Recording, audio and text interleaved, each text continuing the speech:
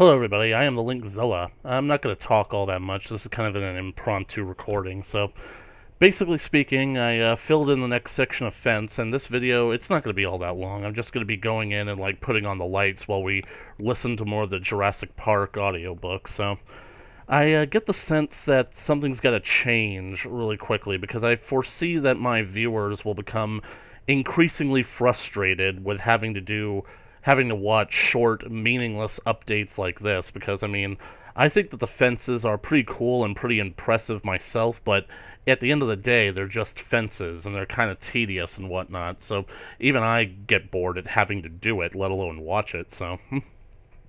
So basically, I'm just trying to make a decision as to what I should do, so the next update is probably going to be very far between until I either have, the entire Tyrannosaur area completely ready to be fenced off, or if I even go around the entire park to build the perimeter fence. I think that if I can, stay devoted to it and work diligently, I can actually get that done, but it's going to take a long, long while over some pretty rough terrain, so don't exactly know if that's going to work out or not.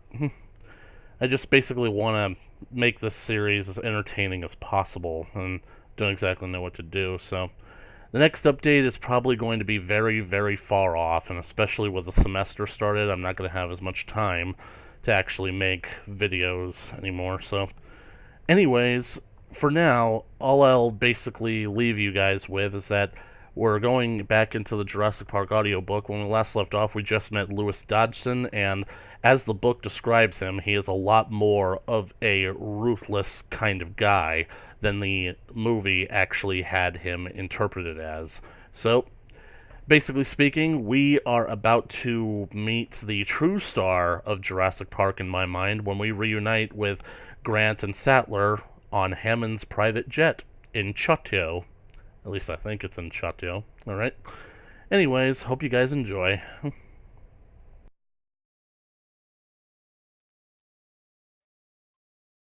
Airport. Lewis Dodgson entered the coffee shop in the departure building of the San Francisco airport and looked around quickly. His man was already there, waiting at the counter. Dodgson sat down next to him and placed the briefcase on the floor between them. "You're late, pal," the man said. He looked at the straw hat Dodgson was wearing and laughed.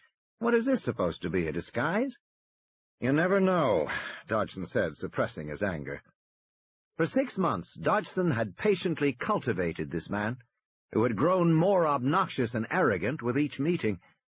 But there was nothing Dodgson could do about that. Both men knew exactly what the stakes were. Bioengineered DNA was, weight for weight, the most valuable material in the world. A single microscopic bacterium too small to see with the naked eye, but containing the genes for a heart attack enzyme streptokinase, or for ice-, which prevented frost damage to crops, might be worth $5 billion to the right buyer. And that fact of life had created a bizarre new world of industrial espionage. Dodgson was especially skilled at it. In 1987, he convinced a disgruntled geneticist to quit CETUS for Biosyn and take 5 strains of engineered bacteria with her. The geneticist simply put a drop of each on the fingernails of one hand and walked out the door. But InGen presented a tougher challenge. Dodgson wanted more than bacterial DNA. He wanted frozen embryos, and he knew InGen guarded its embryos with the most elaborate security measures. To obtain them, he needed an InGen employee who had access to the embryos, who was willing to steal them, and who could defeat the security. Such a person was not easy to find. Dodgson had finally located a susceptible InGen employee earlier in the year. Although this particular person had no access to genetic material, Dodgson kept up the contact, meeting the man monthly at Carlos and Charlie's in Silicon Valley, helping him in small ways.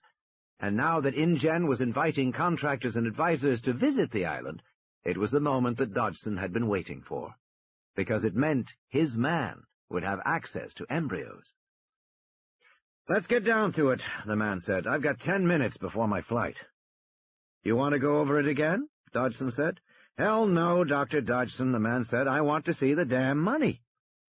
Dodgson flipped the latch on the briefcase and opened it a few inches. The man glanced down casually. That's all of it? That's half of it. $750,000. Okay, fine.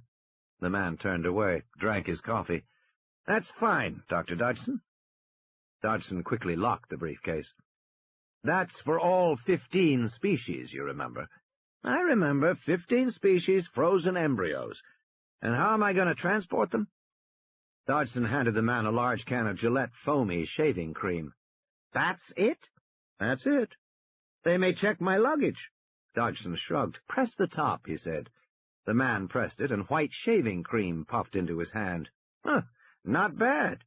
He wiped the foam on the edge of his plate. Not bad. The can's a little heavier than usual, is all. Dodgson's technical team had been assembling it around the clock for the last 2 days.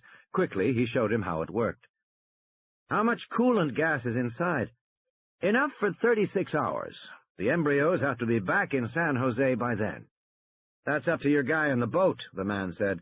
Better make sure he has a portable cooler on board. I'll do that, Dodgson said. And let's just review the bidding. The deal is the same, Dodgson said. $50,000 on delivery of each embryo. If they're viable, an additional $50,000 each.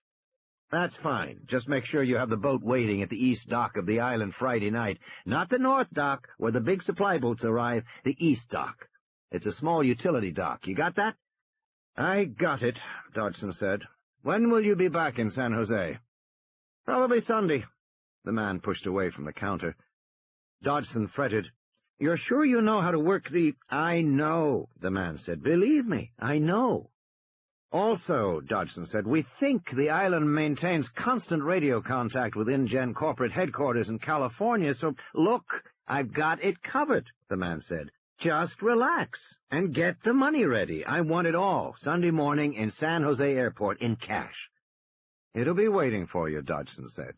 Don't worry. Malcolm. Shortly before midnight, he stepped on the plane at the Dallas airport, a tall, thin, balding man of 35, dressed entirely in black. Black shirt, black trousers, black socks, black sneakers. Ah, Dr. Malcolm, Hammond said, smiling with forced graciousness. Malcolm grinned. Hello, John. Yes, I'm afraid your old nemesis is here. Malcolm shook hands with everyone, saying quickly, Ian Malcolm, how do you do? I do maths. He struck Grant as being more amused by the outing than anything else. Certainly Grant recognized his name. Ian Malcolm was one of the most famous of the new generation of mathematicians who were openly interested in how the real world works. These scholars broke with the cloistered tradition of mathematics in several important ways. For one thing, they used computers constantly, a practice traditional mathematicians frowned on. For another, they worked almost exclusively with nonlinear equations in the emerging field called chaos theory. For a third, they appeared to care that their mathematics described something that actually existed in the real world. And finally, as if to emphasize their emergence from academia into the world, they dressed and spoke with what one senior mathematician called a deplorable excess of personality. In fact, they often behaved like rock stars. Malcolm sat in one of the padded chairs. The stewardess asked him if he wanted a drink. He said, Diet Coke, shaken, not stirred. Humid Dallas air drifted through the open door. Ellie said, Isn't it a little warm for black? You're extremely pretty, Dr. Sattler, he said. I could look at your legs all day. But no, as a matter of fact, black is an excellent color for heat. If you remember your black body radiation, black is actually best in heat. Efficient radiation. In any case, I wear only 2 colors, black and gray. Ellie was staring at him, her mouth open. These colors are appropriate for any occasion, Malcolm continued, and they go well together, should I mistakenly put on a pair of gray socks with my black trousers. But don't you find it boring to wear only 2 colors? Not at all. I find it liberating. I believe my life has value, and I don't want to waste it thinking about clothing, Malcolm said. I don't want to think about what I will wear in the morning. Truly, can you imagine anything more boring than fashion?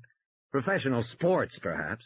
grown men swatting little balls while the rest of the world pays money to applaud, but on the whole I find fashion even more tedious than sports. Dr. Malcolm, Hammond explained, is a man of strong opinions. And mad as a hatter, Malcolm said cheerfully. But you must admit these are non-trivial issues. We live in a world of frightful givens. It is given that you will behave like this, given that you will care about that. Well, imagine my embarrassment that took less time than I thought that it would. I really do wonder if I'm intrepid enough to actually go through this and put in the other fences. Let me just check the map real quick. Because if my calculations are correct, this right here should be the barrier for the perimeter fence, and that's the service road that goes alongside it. So maybe if we keep going east, we'll see the ocean. In fact, I think I could see where the foliage breaks. So let's just keep going. Let's explore. Yep, here's the mountain range that surrounds the exterior of the island. My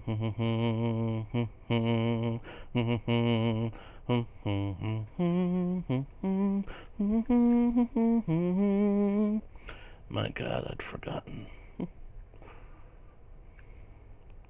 Yep, here's the ocean.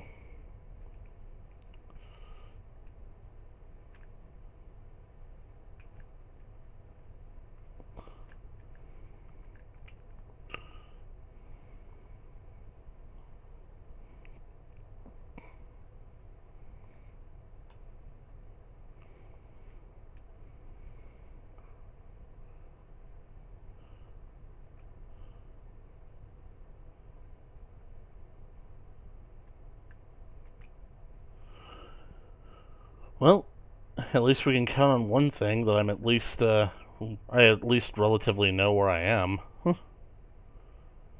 Man, could you imagine accidentally washing up on the shore of this island after maybe a boat crash and be met with a rock face this large? I wonder if I should get one of those texture packs that basically covers all the dirt blocks entirely in grass. Get that kind of grassy feeling that you get when you see the helicopter flying over the island.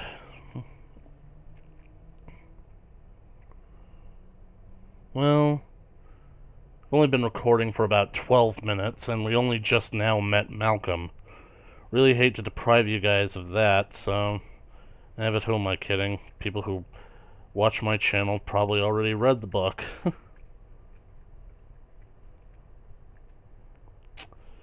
Oh, look at that. A zombie riding on a dinosaur. Ugh.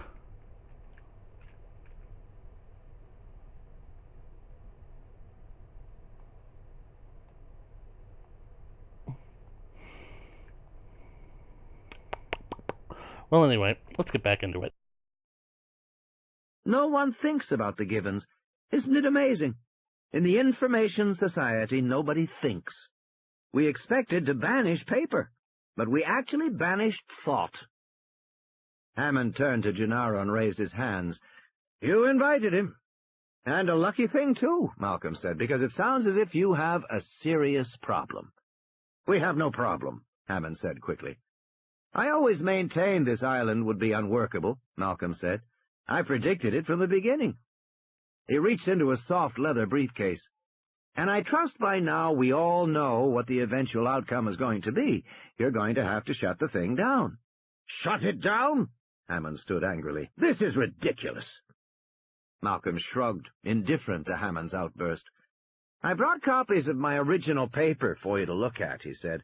The original consultancy paper I did for InGen. The mathematics are a bit sticky, but I can walk you through it.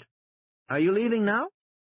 I have some phone calls to make, Hammond said, and went into the adjoining cabin. Well, it's a long flight, Malcolm said to the others. At least my paper will give you something to do. The plane flew through the night. Grant knew that Ian Malcolm had his share of detractors, and he could understand why some found his style too abrasive and his applications of chaos theory too glib. Grant thumbed through the paper, glancing at the equations. Gennaro said, "Your paper concludes that Hammond's Island is bound to fail?" "Correct." "Because of chaos theory?" "Correct. To be more precise, because of the behavior of the system in phase space." Gennaro tossed the paper aside and said, "Can you explain?"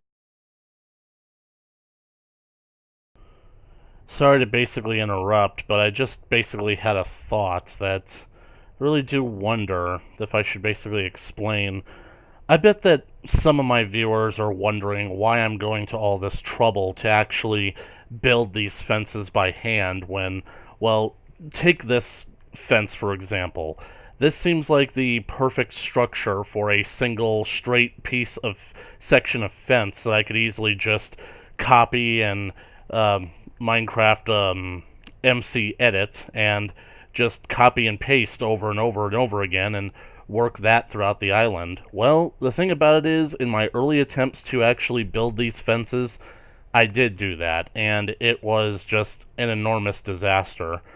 Basically speaking, because of the bird's eye view of MC Edit and with all the foliage in the way, it was very difficult for me to actually see where I needed to put the actual fences. And of course, as you can see with how the fences basically turn and change every now and then, basically like going through that, I'd have to have schematics and copies of pretty much any type of variation of fence.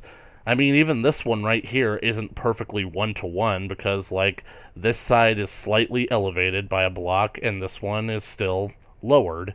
This one is elevated higher and, well, basically it just...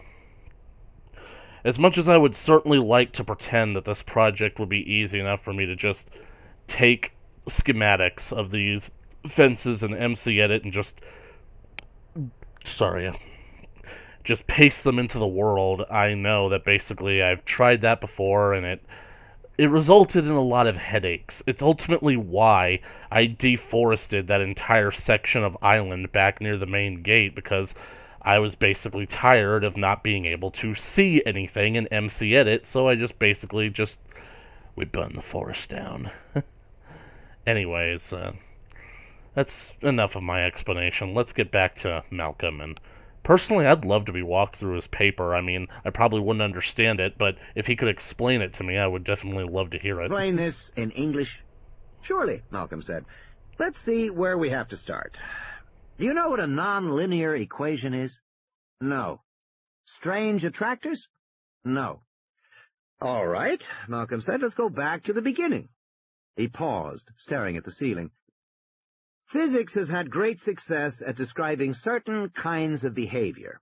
Planets in orbit, spacecraft going to the moon, pendulums and springs and rolling balls, that sort of thing. The regular movement of objects. These are described by what are called linear equations, and mathematicians can solve those equations easily. We've been doing it for hundreds of years." "Okay," Gennaro said. "But there is another kind of behavior which physics handles badly. For example, anything to do with turbulence. Water coming out of a spout, air moving over an airplane wing, weather, blood flowing through the heart. Turbulent events are described by non-linear equations. They're hard to solve. In fact, they're usually impossible to solve. So, physics has never understood this whole class of events. Until about 10 years ago. The new theory that describes them is called chaos theory. Chaos theory originally grew out of attempts to make computer models of weather in the 1960s. Weather is a big, complicated system, namely the Earth's atmosphere as it interacts with the land and the sun. The behavior of this big, complicated system always defied understanding, so naturally we couldn't predict weather. But what the early researchers learned from computer models was that even if you could understand it, you still couldn't predict it. Weather prediction is absolutely impossible. The reason is that the behavior of the system is sensitively dependent on initial conditions. "You lost me," Gennaro said. "If I use a cannon to fire a shell of a certain weight, at a certain speed and a certain angle of inclination, and if I then fire a second shell with almost the same weight, speed, and angle, what will happen? The two shells will land at almost the same spot. Right, Malcolm said. That's linear dynamics. Okay. But if I have a weather system that I start up with a certain temperature and a certain wind speed and a certain humidity, and if I then repeat it with almost the same temperature, wind, and humidity, the second system will not behave almost the same. It'll wander off and rapidly will become very different from the first. Thunderstorms instead of sunshine. That's nonlinear dynamics. They are sensitive to initial conditions. Tiny differences become amplified. I think I see, Gennaro said. The shorthand is the butterfly effect. A butterfly flaps its wings in Peking, and weather in New York is different. So chaos is all just random and unpredictable, Gennaro said. Is that it? No, Malcolm said. We actually find hidden regularities within the complex variety of a system's behavior. That's why chaos has now become a very broad theory that's used to study everything from the stock market to rioting crowds to brain waves during epilepsy. Any sort of complex system where there is confusion and unpredictability. We can find an underlying order. Okay? Okay, Gennaro said, but what is this underlying order? It's essentially characterized by the movement of the system within phase space, Malcolm said. Jesus, Gennaro said, all I want to know is why you think Hammond's Island can't work. I understand, Malcolm said. I'll get there. Chaos theory says two things. First, that complex systems like weather have an underlying order. Second, the reverse of that simple systems can produce complex behavior. You hit a pool ball, and it starts to carom off the sides of the table. In theory, that's a fairly simple system, almost a Newtonian system. Since you can know the force imparted to the ball and the mass of the ball, and you can calculate the angles at which it will strike the walls, you can predict the future behavior of the ball. In theory, you could predict the behavior of the ball far into the future as it keeps bouncing from side to side. You could predict where it will end up 3 hours from now, in theory. Okay, Gennaro nodded. But in fact, Malcolm said, it turns out you can't predict more than a few seconds into the future, because almost immediately very small effects, imperfections in the surface of the ball, tiny indentations in the wood of the table, start to make a difference. And it doesn't take long before they overpower your careful calculations. So it turns out that this simple system of a pool ball on a table has unpredictable behavior. Okay. And Hammond's project, Malcolm said, is another apparently simple system, animals within a zoo environment, that will eventually show unpredictable behavior. You know this because of theory, Malcolm said. But hadn't you better see the island to see what he's actually done? No, that is quite unnecessary. The details don't matter. Theory tells me that the island will quickly proceed to behave in unpredictable fashion. And you're confident of your theory? Oh, yes, Malcolm said, totally confident. He sat back in the chair. There is a problem with that island. It is an accident waiting to happen. Isla Nublar. With a whine, the rotors began to swing in circles overhead, casting shadows on the runway of San Jose Airport.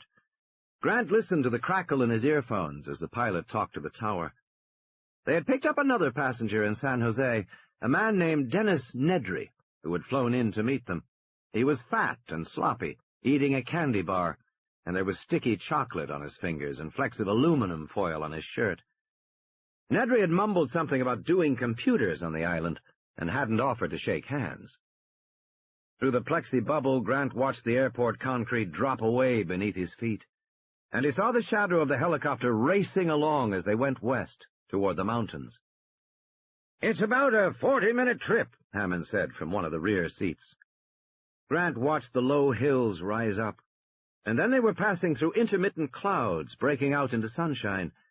The mountains were rugged, though he was surprised at the amount of deforestation, acre after acre of denuded, eroded hills. "Costa Rica," Hammond said, "has better population control than other countries in Central America, but even so, the land is badly deforested. Most of this is within the last 10 years.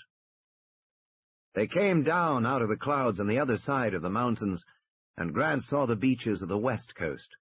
They flashed over a small coastal village. "Bahia Anasco," the pilot said. "Fishing village." He pointed north. "Up the coast there, you see the Cabo Blanco Preserve. They have beautiful beaches." The pilot headed straight out over the ocean.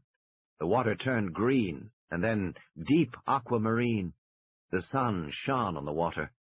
It was about 10 in the morning. "Just a few minutes now," Hammond said, "and we should be seeing Isla Nublar." Isla Nublar, Hammond explained, was not a true island. Rather, it was a seamount, a volcanic upthrusting of rock from the ocean floor. "Its volcanic origins can be seen all over the island," Hammond said. "There are steam vents in many places, and the ground is often hot underfoot. Because of this, and also because of prevailing currents, Isla Nublar lies in a foggy area. As we get there, you will see... Ah, there we are!" The helicopter rushed forward, low to the water. Ahead, Grant saw an island, rugged and craggy, rising sharply from the ocean. "Christ, it looks like Alcatraz," Malcolm said. Its forested slopes were wreathed in fog, giving the island a mysterious appearance. "Much larger, of course," Hammond said. 8 miles long and 3 miles wide at the widest point. In total, some 22 square miles, making it the largest private animal preserve in North America." The helicopter began to climb and headed toward the north end of the island. Grant was trying to see through the dense fog. "It's not usually this thick," Hammond said. He sounded worried. At the north end of the island, the hills were highest, rising more than 2,000 feet above the ocean. The tops of the hills were in fog, but Grant saw rugged cliffs and crashing ocean below. The helicopter climbed above the hills. "Unfortunately," Hammond said, "we have to land on the island. I don't like to do it because it disturbs the animals. And it's sometimes a bit thrilling." Hammond's voice cut off as the pilot said, "Starting our descent now. Hang on, folks." The helicopter started down, and immediately they were blanketed in fog. Grant heard a repetitive electronic beeping through his earphones, but he could see nothing at all. Then he began dimly to discern the green branches of pine trees reaching through the mist. Some of the branches were close. "How the hell is he doing this?" Malcolm said, but nobody answered. The pilot swung his gaze left, then right, looking at the pine forest. The trees were still close. The helicopter descended rapidly. "Jesus," Malcolm said. The beeping was louder. Grant looked at the pilot. He was concentrating. Grant glanced down and saw a giant, glowing fluorescent cross beneath the plexi bubble at his feet. There were flashing lights at the corners of the cross. The pilot corrected slightly and touched down on a helipad. The sound of the rotors faded and died. Grant sighed and released his seatbelt. "We have to come down fast that way," Hammond said, "because of the wind shear. There is often bad wind shear on this peak, and, well, we're safe." Someone was running up to the helicopter, a man with a baseball cap and red hair. He threw open the door and said cheerfully, "Hi, I'm Ed Regis. Welcome to Isla Nublar, everybody, and watch your step, please." A narrow path wound down the hill. The air was chilly and damp. As they moved lower, the mist around them thinned, and Grant could see the landscape better. It looked, he thought, rather like the Pacific Northwest, the Olympic Peninsula. "That's right," Regis said. "Primary ecology is deciduous rainforest, rather different from the vegetation on the mainland, which is more classical rainforest. But this is a microclimate that only occurs at elevation. On the slopes of the northern hills, the majority of the island is tropical."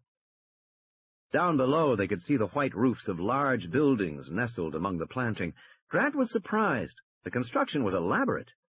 They moved lower out of the mist, and now he could see the full extent of the island stretching away to the south. As Regis had said, it was mostly covered in tropical forest. To the south, rising above the palm trees, Grant saw a single trunk with no leaves at all, just a big curving stump. Then the stump moved and twisted around to face the new arrivals. Grant realized that he was not seeing a tree at all. He was looking at the graceful, curving neck of an enormous creature rising 50 feet into the air. He was looking at a dinosaur. Welcome. My God, Ellie said softly.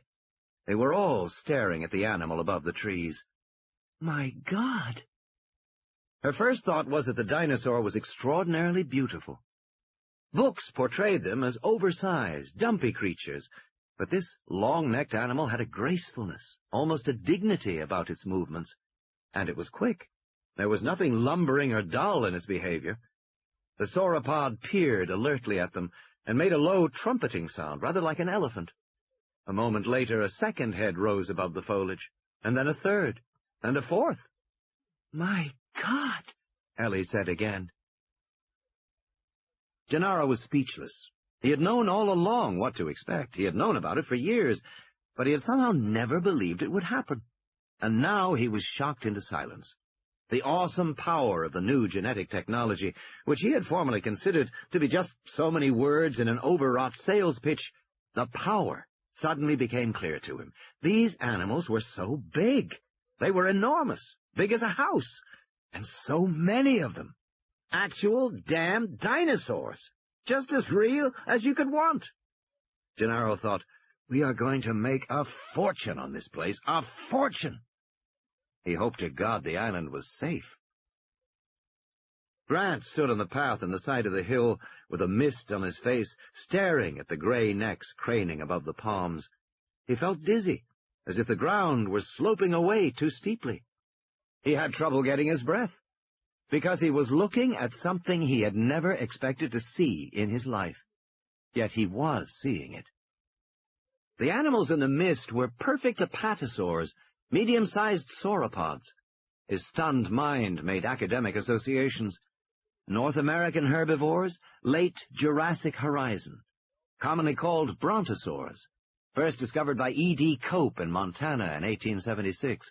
Specimens associated with Morrison Formation strata in Colorado, Utah, and Oklahoma. Recently, Berman and McIntosh had reclassified it as a Diplodocus, based on skull appearance. Traditionally, Brontosaurus was thought to spend most of its time in shallow water, which would help support its large bulk. Although this animal was clearly not in the water, it was moving much too quickly, the head and neck shifting above the palms in a very active manner, a surprisingly active manner. Grant began to laugh. "What is it?" Hammond said, worried. "Is something wrong?" Grant just shook his head and continued to laugh. He couldn't tell them that what was funny was that he had seen the animal for only a few seconds, but he had already begun to accept it, and to use his observations to answer long-standing questions in the field. He was still laughing as he saw a fifth and a sixth neck crane up above the palm trees. The sauropods watched the people arrive. They reminded Grant of oversized giraffes. They had the same pleasant, rather stupid gaze. "I take it they're not animatronic," Malcolm said. "They're very lifelike." "Yes, they certainly are," Hammond said. "Well, they should be, shouldn't they?" From the distance they heard the trumpeting sound again. First one animal made it, and then the others joined in. "That's their call," Ed Regis said, "welcoming us to the island." Grant stood and listened for a moment, entranced. "You probably want to know what happens next," Hammond was saying, continuing down the path. "We've scheduled a complete tour of the facilities for you, and a trip to see the dinosaurs in the park later this afternoon. I'll be joining you for dinner, and we'll answer any remaining questions you may have then. Now, if you'll go with Mr. Regis." The group followed Ed Regis toward the nearest buildings. Over the path, a crude hand-painted sign read, "Welcome to Jurassic Park." Third iteration. Details emerge more clearly as the fractal curve is redrawn. Ian Malcolm. Jurassic Park. They moved into a green tunnel of overarching palms, leading toward the main visitor building. Everywhere, extensive and elaborate planting emphasized the feeling that they were entering a new world, a prehistoric tropical world, and leaving the normal world behind. Ellie said to Grant, "They look pretty good." "Yes," Grant said. "I want to see them up close. I want to lift up their toe pads and inspect their claws and feel their skin and open their jaws and have a look at their teeth. Until then, I don't know for sure, but yes, they look good." "I suppose it changes your field a bit," Malcolm said. Grant shook his head. "It changes everything," he said. For 150 years, ever since the discovery of gigantic animal bones in Europe, the study of dinosaurs had been an exercise in scientific deduction. Paleontology was essentially detective work, searching for clues in the fossil bones and the trackways of the long-vanished giants. The best paleontologists were the ones who could make the most clever deductions. And all the great disputes of paleontology were carried out in this fashion, including the bitter debate, in which Grant was a key figure, about whether dinosaurs were warm-blooded. Scientists had always classified dinosaurs as reptiles, cold-blooded creatures drawing the heat they needed for life from the environment. A mammal could metabolize food to produce bodily warmth, but a reptile could not. Eventually, a handful of researchers, led chiefly by John Ostrom and Robert Baker at Yale, began to suspect that the concept of sluggish, cold-blooded dinosaurs was inadequate to explain the fossil record. In classic deductive fashion, they drew conclusions from several lines of evidence. First was posture. Lizards and reptiles were bent-legged sprawlers, hugging the ground for warmth. Lizards didn't have the energy to stand on their hind legs for more than a few seconds, but the dinosaurs stood on straight legs, and many walked erect on their hind legs. Among living animals, erect posture occurred only in warm-blooded mammals and birds. Thus, dinosaur posture suggested warm-bloodedness. Next, they studied metabolism, calculating the pressure necessary to push blood up the 18-foot-long neck of a brachiosaur, and concluding that it could only be accomplished by a 4-chambered, hot-blooded heart. They studied trackways, fossil footprints left in mud, and concluded that dinosaurs ran as fast as a man. Such activity implied warm blood. They found dinosaur remains above the Arctic Circle in a frigid environment unimaginable for a reptile, and the new studies of group behavior, based largely on Grant's own work, suggested that dinosaurs had a complex social life and reared their young, as reptiles did not. Turtles abandoned their eggs, but dinosaurs probably did not. The warm-blooded controversy had raged for 15 years, before a new perception of dinosaurs as quick-moving, active animals was accepted, but not without lasting animosities. At conventions, there were still colleagues who did not speak to one another. But now, if dinosaurs could be cloned, why, Grant's field of study was going to change instantly. The paleontological study of dinosaurs was finished. The whole enterprise, the museum halls, with their giant skeletons and flocks of echoing schoolchildren, the university laboratories with their bone trays, the research papers, the journals, all of it was going to end. "You don't seem upset," Malcolm said. Grant shook his head. "It's been discussed in the field. Many people imagined it was coming, but not so soon." "Story of our species," Malcolm said, laughing. "Everybody knows it's coming, but not so soon." As they walked down the path, they could no longer see the dinosaurs, but they could hear them, trumpeting softly in the distance. Grant said, "My only question is, where'd they get the DNA?"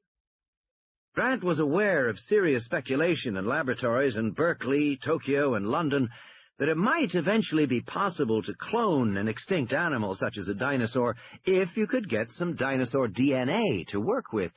The problem was that all known dinosaurs were fossils, and the fossilization destroyed most DNA, replacing it with inorganic material.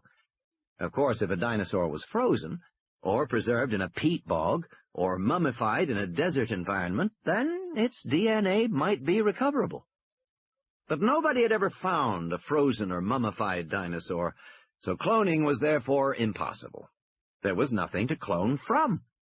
All the modern genetic technology was useless. It was like having a Xerox copier, but nothing to copy with it. Ellie said, "You can't reproduce a real dinosaur because you can't get real dinosaur DNA." "Unless there's a way we haven't thought of," Grant said. "Like what?" she said. "I don't know," Grant said. Beyond the fence, they came to the swimming pool, which spilled over into a series of waterfalls and smaller rocky pools. The area was planted with huge ferns. "Isn't this extraordinary?" Ed Regis said. "Especially on a misty day, these plants really contribute to the prehistoric atmosphere. These are authentic Jurassic ferns, of course." Ellie paused to look more closely at the ferns. Yes, it was just as he said. Serena veriformans, a plant found abundantly in fossils more than 200 million years old, now common only in the wetlands of Brazil and Colombia. But whoever had decided to place this particular fern at poolside obviously didn't know that the spores of veriformans contained a deadly beta-carboline alkaloid. Even touching the attractive green fronds could make you sick, and if a child were to take a mouthful, he would almost certainly die. The toxin was 50 times more poisonous than oleander. People were so naive about plants, Ellie thought.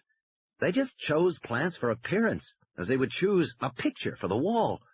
It never occurred to them that plants were actually living things, busily performing all the living functions of respiration, ingestion, excretion, reproduction, and defense. But Ellie knew that in the Earth's history, plants had evolved as competitively as animals, and in some ways more fiercely. The poison in Serena veriformans was a minor example of the elaborate chemical arsenal of weapons that plants had evolved. There were terpenes, which plants spread to poison the soil around them and inhibit competitors. Alkaloids, which made them unpalatable to insects and predators, and children. And pheromones, used for communication. When a Douglas fir tree was attacked by beetles, it produced an antefeedant chemical, and so did other Douglas firs in distant parts of the forest. It happened in response to a warning oleochemical secreted by the trees that were under attack. People who imagined that life on Earth consisted of animals moving against a green background seriously misunderstood what they were seeing. That green background was busily alive. Plants grew, moved, twisted, and turned, fighting for the sun.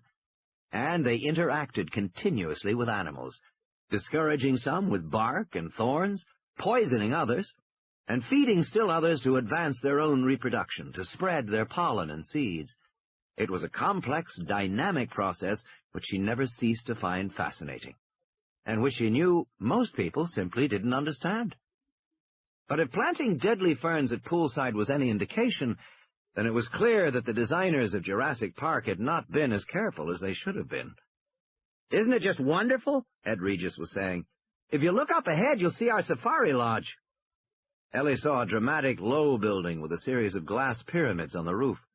"That's where you'll all be staying here in Jurassic Park." Grant's suite was done in beige tones, the rattan furniture and green jungle print motifs. The room wasn't quite finished. There were stacks of lumber in the closet and pieces of electrical conduit on the floor. There was a television set in the corner with a card on top. Channel 2, Hypsilophodont Highlands. Channel 3, Triceratops Territory. Channel 4, Sauropod Swamp. Channel 5, Carnivore Country. Channel 6, Stegosaurus South. Channel 7, Velociraptor Valley. Channel 8, Pterosaur Peak. He found the names irritatingly cute. Grant turned on the television, but got only static. He shut it off and went into his bedroom, tossed his suitcase on the bed. Directly over the bed was a large pyramidal skylight. It created a tented feeling, like sleeping under the stars. Unfortunately, the glass had to be protected by heavy bars so that striped shadows fell across the bed. Grant paused. He had seen the plans for the lodge, and he didn't remember bars on the skylight. In fact, these bars appeared to be a rather crude addition. A black steel frame had been constructed outside the glass walls, and the bars welded to the frame. Puzzled, Grant moved from the bedroom to the living room. His window looked out on the swimming pool. "By the way, those ferns are poison," Ellie said, walking into his room. "But did you notice anything about the rooms, Alan?" "They changed the plans." "I think so, yes." She moved around the room. "The windows are small," she said, "and the glass is tempered, set in a steel frame. The doors are steel-clad. That shouldn't be necessary. And did you see the fence when we came in?" Grant nodded. The entire lodge was enclosed within a fence, with bars of inch-thick steel. The fence was gracefully landscaped and painted flat black to resemble wrought iron, but no cosmetic effort could disguise the thickness of the metal, or its 12-foot height. "I don't think the fence was in the plans either," Ellie said. "It looks to me like they've turned this place into a fortress." Grant looked at his watch. "We'll be sure to ask why," he said. "The tour starts in 20 minutes. When Dinosaurs Ruled the Earth. They met in the visitor building, 2 stories high and all glass, with exposed black anodized girders and supports. Grant found it determinedly high-tech. There was a small auditorium, dominated by a robot Tyrannosaurus Rex, poised menacingly by the entrance to an exhibit area labeled "When Dinosaurs Ruled the Earth."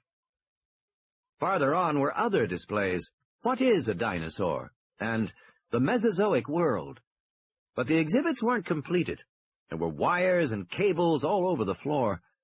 Gennaro climbed up on the stage and talked to Grant, Ellie, and Malcolm, his voice echoing slightly in the room. Hammond sat in the back, his hands folded across his chest. "We're about to tour the facilities," Gennaro said. "I'm sure Mr. Hammond and his staff will show everything in the best light. Before we go, I wanted to review why we are here, and what I need to decide before we leave. Basically, as you all realize by now, this is an island in which genetically engineered dinosaurs have been allowed to move in a natural park-like setting, forming a tourist attraction. The attraction isn't open to tourists yet, but it will be in a year. Now, my question for you is a simple one. Is this island safe? Is it safe for visitors? And is it safely containing the dinosaurs?" Gennaro turned down the room lights. "There are 2 pieces of evidence which we have to deal with. First of all, there is Dr. Grant's identification of a previously unknown dinosaur on the Costa Rican mainland. This dinosaur is known only from a partial fragment.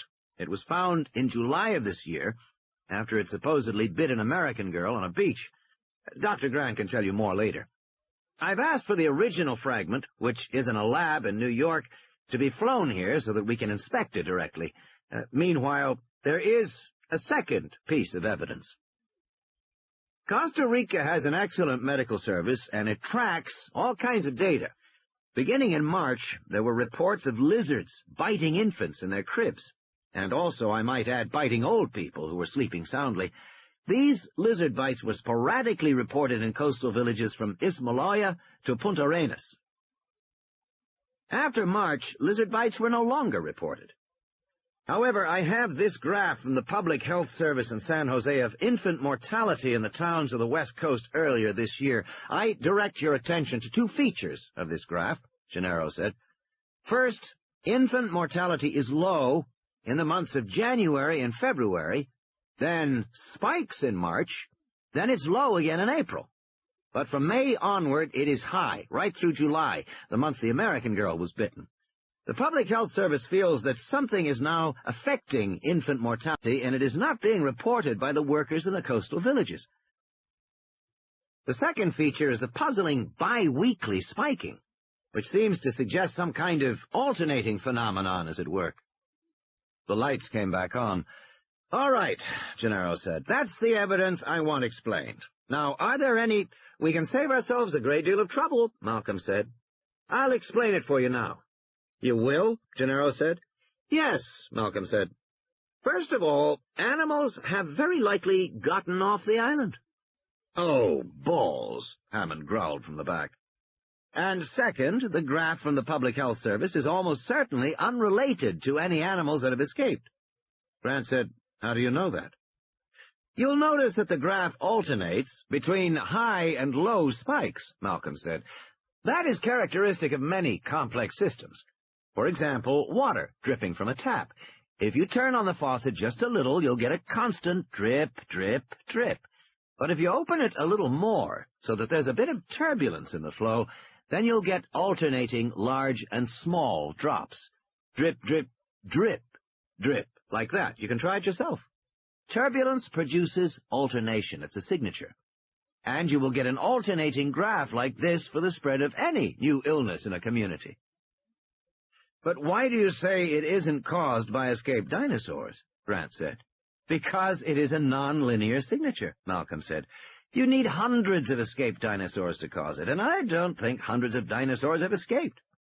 So I conclude that some other phenomenon, such as a new variety of flu, is causing the fluctuations you see in the graph. Gennaro said, But you think the dinosaurs have escaped? Probably, yes. Why? Because of what you are attempting here. Look, this island is an attempt to recreate a natural environment from the past, to make an isolated world where extinct creatures roam freely, correct? Yes. But from my point of view, such an undertaking is impossible. The mathematics are so self-evident that they don't need to be calculated. It's rather like my asking you whether on $1 billion in income you had to pay tax. You wouldn't need to pull out your calculator to check. You'd know tax was owed. And similarly, I know overwhelmingly that one cannot successfully duplicate nature in this way, or hope to isolate it. Why not? After all, there are zoos. Zoos don't recreate nature, Malcolm said. Let's be clear. Zoos take the nature that already exists and modify it very slightly to create holding pens for animals. Even those minimal modifications often fail. The animals escape with regularity, but a zoo is not a model for this park. This park is attempting something far more ambitious than that, something much more akin to making a space station on Earth. Gennaro shook his head. I don't understand. Well, it's very simple. Except for the air, which flows freely, everything about this park is meant to be isolated. Nothing gets in, nothing out. The animals kept here are never to mix with the greater ecosystems of Earth. They are never to escape. And they never have, Hammond snorted. Such isolation is impossible, Malcolm said flatly. It simply cannot be done. It can. It's done all the time. I beg your pardon, Malcolm said, but you don't know what you're talking about. You arrogant little snot, Hammond said. He stood and walked out of the room. Gentlemen, gentlemen, Gennaro said. I'm sorry, Malcolm said, but the point remains. What we call nature is in fact a complex system of far greater subtlety than we are willing to accept. We make a simplified image of nature, and then we botch it up. I'm no environmentalist, but you have to understand what you don't understand. How many times must the point be made? How many times must we see the evidence? We build the Aswan Dam and claim it is going to revitalize the country. Instead, it destroys the fertile Nile Delta, produces parasitic infestation, and wrecks the Egyptian economy. We build a— Excuse me, Gennaro said, but I think I hear the helicopter. That's probably the sample for Dr. Grant to look at. He started out of the room. They all followed. At the foot of the mountain, Gennaro was screaming over the sound of the helicopter. The veins of his neck stood out. You did what? You invited who? Take it easy, Hammond said. Gennaro screamed, Are you out of your goddamn mind? Now look here, Hammond said, drawing himself up. I think we have to get something clear. No, Gennaro said. No, you get something clear. This is not a social outing. This is not a weekend excursion. This is my island, Hammond said, and I can invite whomever I want.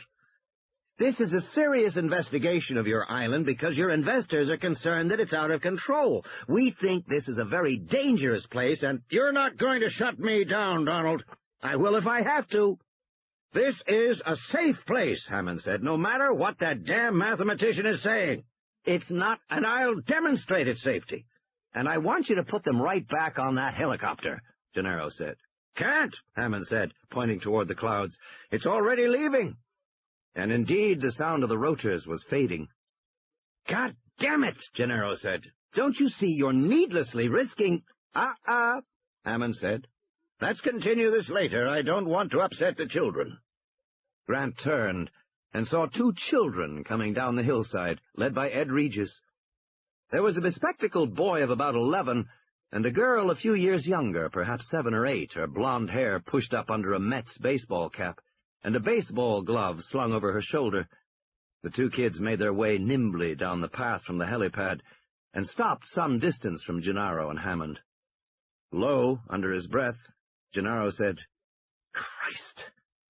"Now, take it easy," Hammond said. "Their parents are getting a divorce, and I want them to have a fun weekend here." The girl waved tentatively. "Hi, Grandpa," she said. "We're here." The tour.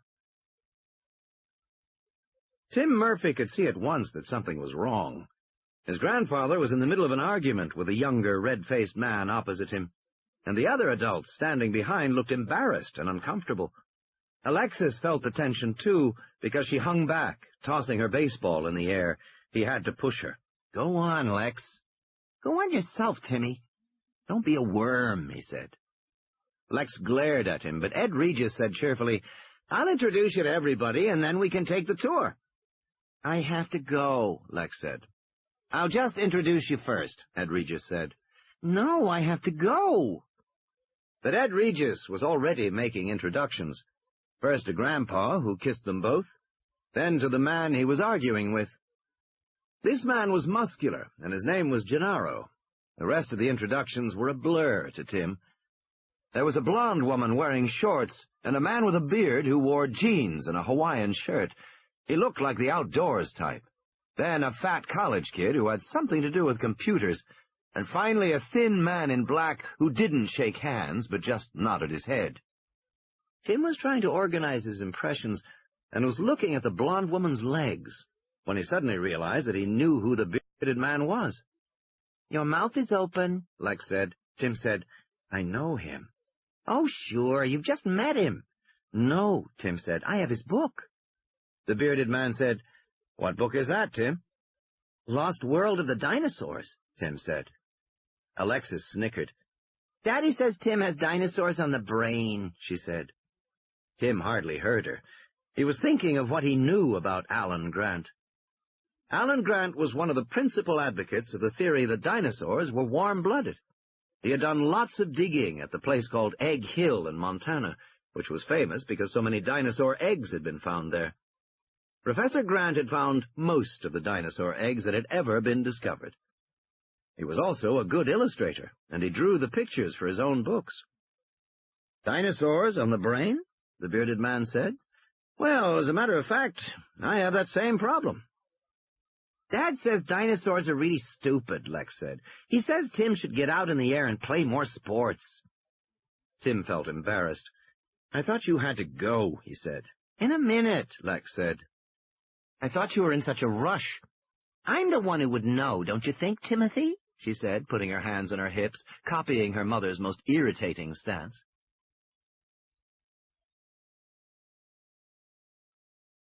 "Tell you what," Ed Regis said, "why don't we all just head on over to the visitor center, and we can begin our tour?" Everybody started walking.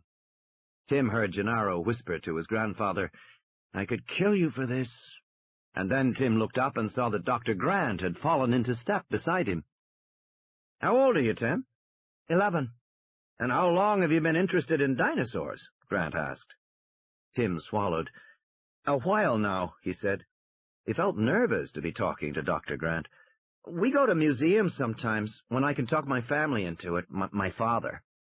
"Your father's not especially interested?"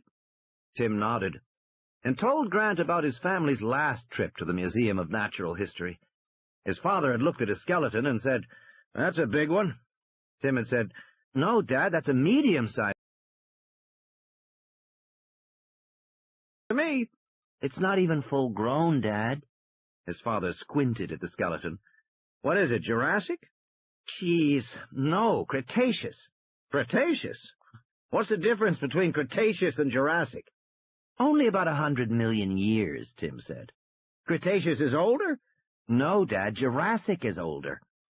"Well," his father said, stepping back, "it looks pretty damn big to me." And he turned to Tim for agreement. Tim knew he had better agree with his father, so he just muttered something, and they went on to another exhibit. Tim stood in front of one skeleton, a Tyrannosaurus rex, the mightiest predator the Earth had ever known, for a long time. Finally, his father said, "What are you looking at?" "I'm counting the vertebrae," Tim said. "The vertebrae?" "In the backbone." "I know what vertebrae are," his father said, annoyed. He stood there a while longer, and then he said, "Why are you counting them?" "I think they're wrong. Tyrannosaurus should only have 37 vertebrae in the tail. This has more." "You mean to tell me," his father said, "that the Museum of Natural History has a skeleton that's wrong? I can't believe that." "It's wrong," Tim said. His father stomped off toward a guard in the corner. "What did you do now?" his mother said to Tim. "I didn't do anything," Tim said. "I just said the dinosaur is wrong, that's all." And then his father came back with a funny look on his face, because of course the guard told him that the Tyrannosaurus had too many vertebrae in the tail. "How'd you know that?" his father asked. "I read it," Tim said.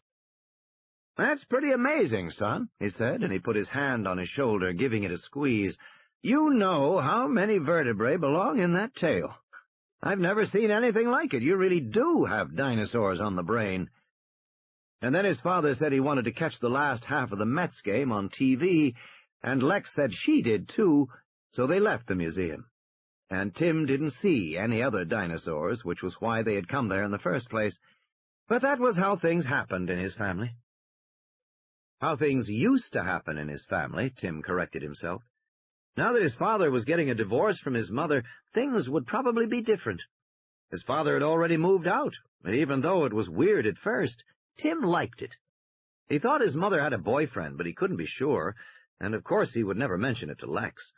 Lex was heartbroken to be separated from her father, and in the last few weeks she had become so obnoxious that— "Was it 5027, Grant said. "I'm sorry?" Tim said. "The Tyrannosaurus at the museum, was it 5027? "Yes," Tim said. "How'd you know?" Grant smiled. "They've been talking about fixing it for years, but now it may never happen." "Why is that?" "Because of what is taking place here," Grant said, "on your grandfather's island." Tim shook his head. He didn't understand what Grant was talking about. "My mom said it was just a resort, you know, with swimming and tennis." "Not exactly," Grant said. "I'll explain as we walk along." "Now I'm a damn babysitter," Ed Regis thought unhappily, tapping his foot as he waited in the visitor center. That was what the old man had told him. "You watch my kids like a hawk. They're your responsibility for the weekend." Ed Regis didn't like it at all. He felt degraded. He wasn't a damn babysitter. And for that matter, he wasn't a damn tour guide, even for VIPs. He was the head of public relations for Jurassic Park, and he had much to prepare between now and the opening, a year away. Just to coordinate with the PR firms in San Francisco and London, and the agencies in New York and Tokyo was a full-time job, especially since the agencies couldn't yet be told what the resort's real attraction was.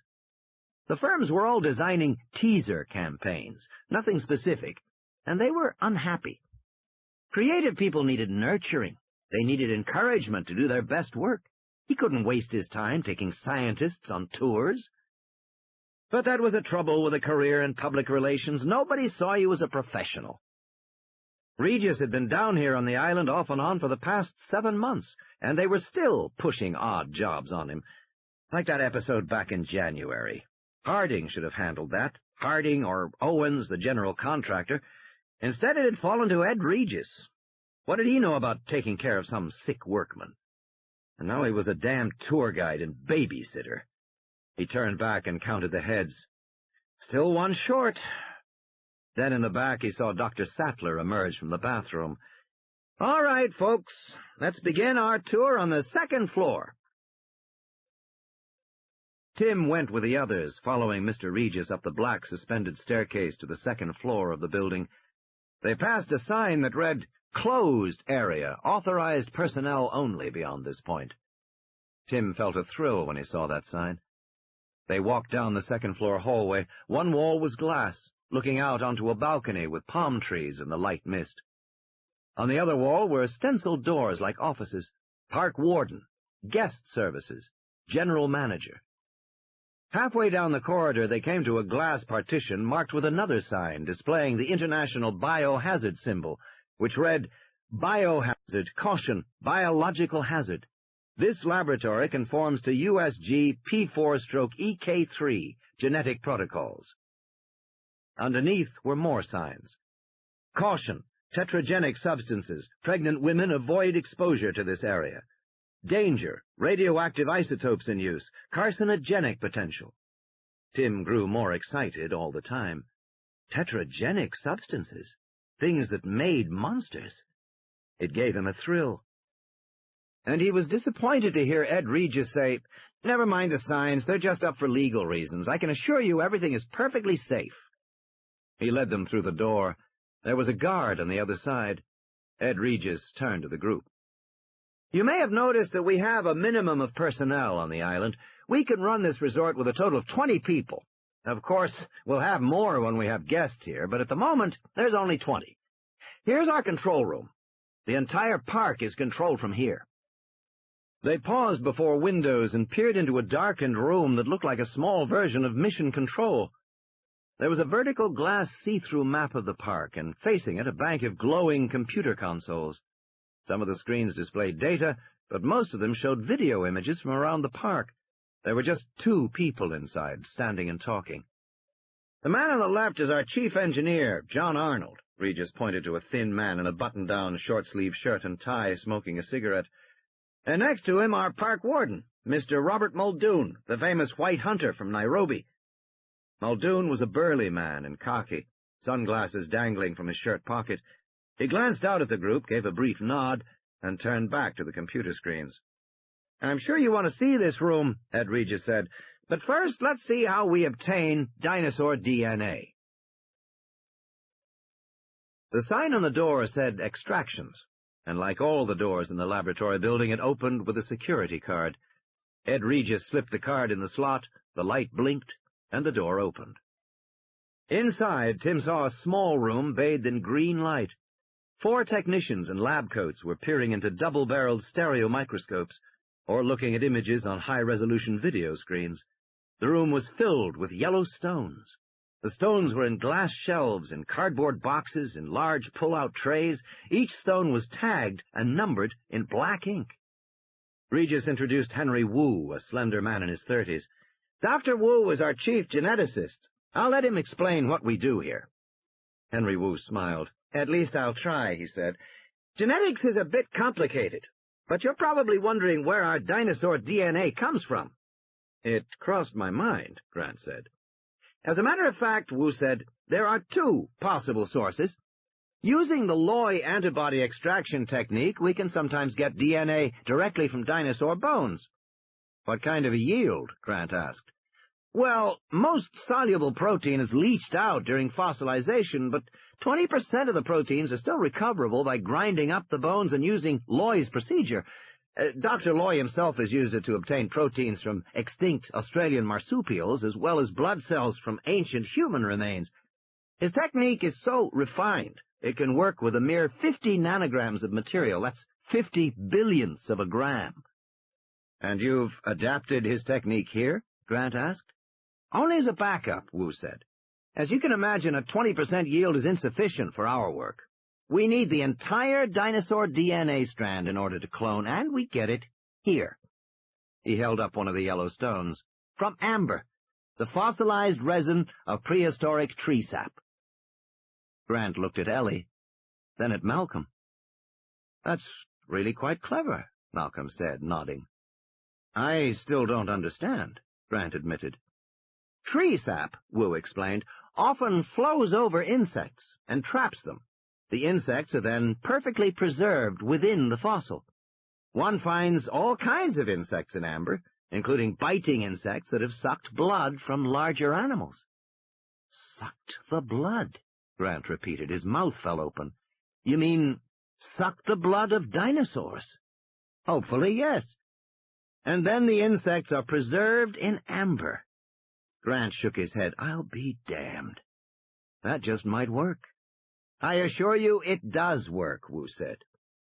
He moved to one of the microscopes where a technician positioned a piece of amber containing a fly under the microscope. On the video monitor, they watched as he inserted a long needle through the amber into the thorax of the prehistoric fly. If this insect has any foreign blood cells, we may be able to extract them and obtain paleo-DNA, the DNA of an extinct creature. We won't know for sure, of course, until we extract whatever is in there, replicate it, and test it. That is what we have been doing for 5 years now. It has been a long, slow process, but it has paid off. Actually, dinosaur DNA is somewhat easier to extract by this process than mammalian DNA. The reason is that mammalian red cells have no nuclei, and thus no DNA in their red cells. To clone a mammal, you must find a white cell, which is much rarer than red cells. But dinosaurs had nucleated red cells, as do modern birds. It is one of the many indications we have that dinosaurs aren't really reptiles at all. They are big, leathery birds. Tim saw that Dr. Grant still looked skeptical, and Dennis Nedry, the messy fat man, appeared completely uninterested, as if he knew it all already. Nedry kept looking impatiently toward the next room. "I see Mr. Nedry has spotted the next phase of our work," Wu said. "How we identify the DNA we have extracted. For that we use powerful computers." They went through sliding doors into a chilled room. There was a loud humming sound. 2 6-foot-tall round towers stood in the center of the room, and along the walls were rows of waist-high stainless steel boxes. "This is our high-tech laundromat," Dr. Wu said. "The boxes along the walls are all Hamachi Hood automated gene sequencers. They are being run at very high speed by the Cray XMP supercomputers, which are the towers in the center of the room. In essence, you are standing in the middle of an incredibly powerful genetics factory." There were several monitors, all running so fast it was hard to see what they were showing. Wu pushed a button and slowed one image. "Here you see the actual structure of a small fragment of dinosaur DNA," Wu said. "Notice the sequence is made up of 4 basic compounds: adenine, thymine, guanine, and cytosine. This amount of DNA probably contains instructions to make a single protein, say a hormone or an enzyme. The full DNA molecule contains 3 billion of these bases. If we looked at a screen like this once a second for 8 hours a day, it'd still take more than 2 years to look at the entire DNA strand. It's that big." He pointed to the image. "This is a typical example because you see the DNA has an error down here in line 1201. Much of the DNA we extract is fragmented or incomplete, so the first thing we have to do is repair it. Or rather, the computer has to. It'll cut the DNA using what are called restriction enzymes. The computer will select a variety of enzymes that might do the job. Here is the same section of DNA with the points of the restriction enzymes located. As you can see in lines 1201, 2 enzymes will cut on either side of the damaged point. Ordinarily, we'll let the computers decide which to use, but we also need to know what base pairs we should insert to repair the injury. For that, we have to align various cut fragments, like so." Another screen flashed up, headed Restriction Enzyme Sequence Alignment, displaying a series of long and short overlapping bars. "Now we are finding a fragment of DNA that overlaps the injury area and will tell us what is missing. And you can see we can find it and go ahead and make the repair.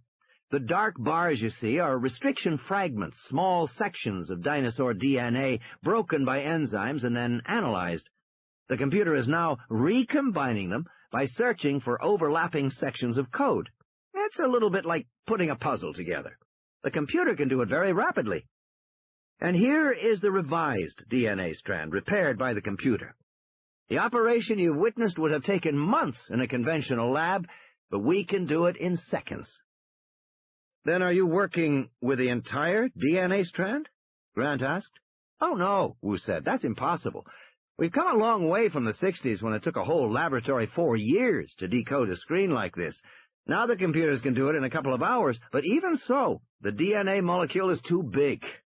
We look only at the sections of the strand that differ from animal to animal or from contemporary DNA. Only a few % of the nucleotides differ from one species to the next. That's what we analyze, and it's still a big job." Dennis Nedry yawned. He'd long ago concluded that InGen must be doing something like this. A couple of years earlier, when InGen had hired Nedry to design the park control systems, one of the initial design parameters called for data records with 3 by 10 to the 9th fields. Nedry just assumed that was a mistake, and had called Palo Alto to verify it, but they had told him the spec was correct. 3 billion fields. Nedry had worked on a lot of large systems. He'd made a name for himself, setting up worldwide telephone communications for multinational corporations. Often those systems had millions of records. He was used to that. But InGen wanted something so much larger. Puzzled, Nedry had gone to see Barney Fellows over at Symbolics near the MIT campus in Cambridge. "What kind of a database has 3 billion records, Barney?" "A mistake," Barney said, laughing. "They put in an extra 0 or 2. "It's not a mistake. I checked. It's what they want." "But that's crazy," Barney said. "It's not workable. Even if you had the fastest processors and blindingly fast algorithms, a search would still take days, maybe weeks." "Yeah," Nedry said, "I know. Fortunately, I'm not being asked to do algorithms. I'm just being asked to reserve storage and memory for the overall system, but still. What could the database be for?" Barney frowned. "You operating under an ND?" "Yes," Nedry said. Most of his jobs required non-disclosure agreements. "Can you tell me anything?" "It's a bioengineering firm." "Bioengineering," Barney said. "Well, there's the obvious." "Which is?" "A DNA molecule." "Oh, come on," Nedry said. "Nobody could be analyzing a DNA molecule." He knew biologists were talking about the Human Genome Project to analyze a complete human DNA strand, but that would take 10 years of coordinated effort, involving laboratories around the world. It was an enormous undertaking, as big as the Manhattan Project, which made the atomic bomb. "This is a private company," Nedry said. "With 3 billion records," Barney said. "I don't know what else it could be. Maybe they're being optimistic designing their system." "Very optimistic," Nedry said. "Or maybe they're just analyzing DNA fragments, but they've got RAM-intensive algorithms." That made more sense. Certain database search techniques ate up a lot of memory. "You know who did their algorithms?" "No," Nedry said. "This company is very secretive." "Well, my guess is they're doing something with DNA," Barney said. "What's the system?"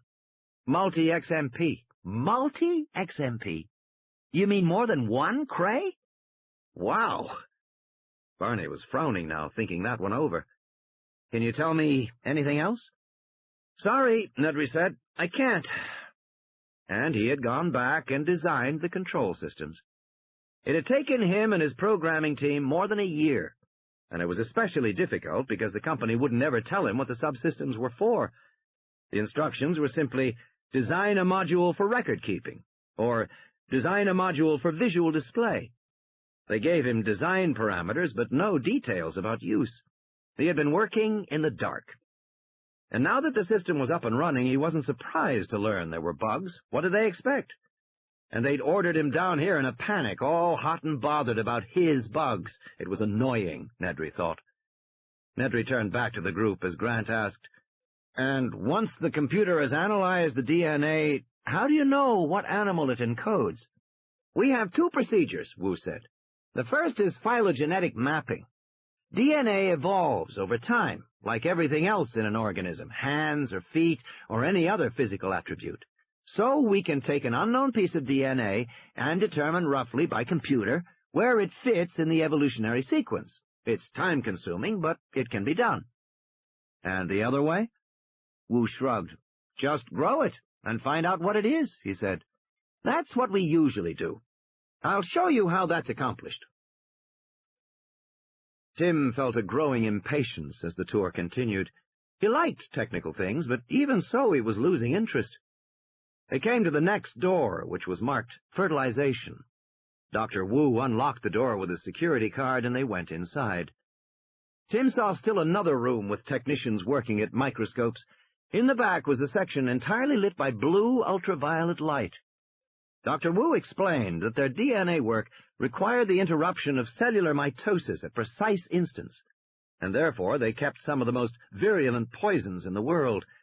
"Helotoxins, colchicinoids, beta-alkaloids," he said, pointing to a series of syringes set out under the UV light.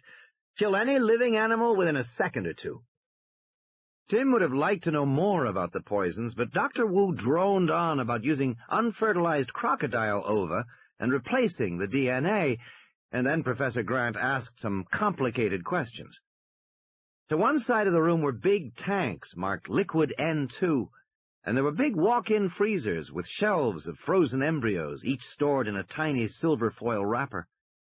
Lex was bored. Nedry was yawning, and even Dr. Sattler was losing interest. Tim was tired of looking at these complicated laboratories. He wanted to see the dinosaurs. The next room was labeled Hatchery. "It's a little warm and damp in here," Dr. Wu said. "We keep it at 99 degrees Fahrenheit and a relative humidity of 100%. We also run a higher O2 concentration. It's up to 33%. "Jurassic atmosphere," Grant said. "Yes, at least we presume so. If any of you feel faint, just tell me." Dr. Wu inserted his security card into the slot and the outer door hissed open.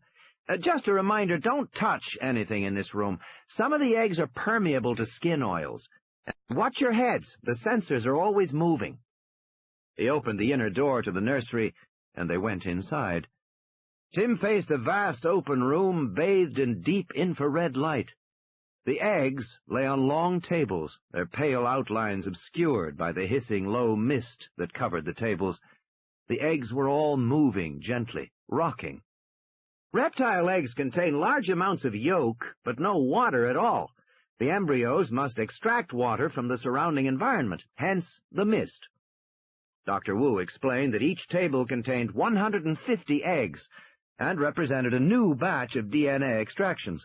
The batches were identified by numbers at each table, Steg-458-2 or Trice-390-4.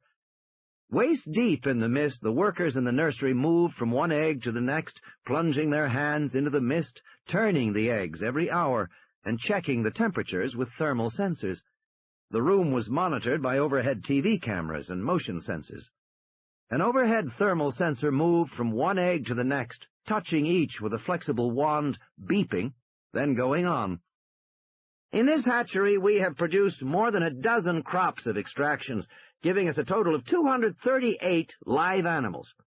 Our survival rate is somewhere around 0.4%, and we naturally want to improve that. But by computer analysis, we're working with something like 500 variables, 120 environmental, another 200 intra-egg, and the rest from the genetic material itself. Our eggs are plastic. The embryos are mechanically inserted and then hatched here." "And how long to grow?" "Dinosaurs mature rapidly, attaining full size in 2 to 4 years, so we now have a number of adult specimens in the park." "What do the numbers mean?" "Those codes," Wu said, "identify the various batch extractions of DNA. The first 4 letters identify the animals being grown. Over there, that TRIC means Triceratops, and the STEG means Stegosaurus, and so on." "And this table here?" Grant said. The code said XXXX-0001-1. Beneath was scrawled, "Presume Silu." "That's a new batch of DNA," Wu said. "We don't know exactly what will grow out. The first time an extraction is done, we don't know for sure what the animal is. You can see it's marked Presume Silu, so it's likely to be a Coelurosaurus, a small herbivore, if I remember. It's hard for me to keep track of the names. There are something like 300 genera of dinosaurs known so far." 347, Tim said. Grant smiled, then said, "Is anything hatching now?" "Not at the moment. The incubation period varies with each animal, but in general it runs about 2 months. We try to stagger hatchings to make less work for the nursery staff. You can imagine how it is when we have 150 animals born within a few days, though, of course, most don't survive. Actually, these X's are due any day now. Any other questions? No? Then we'll go to the nursery where the newborns are."